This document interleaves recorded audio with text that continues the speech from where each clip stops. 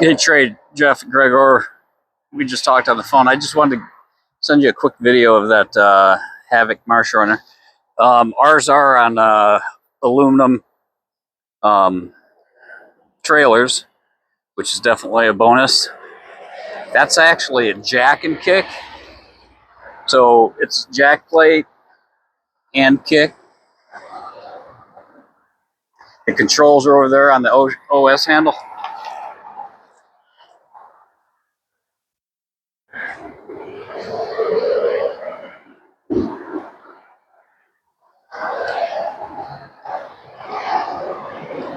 It's all rigged out, ready to go.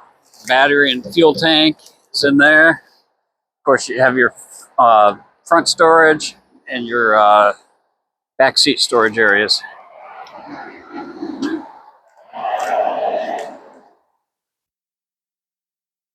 Hope to see you soon.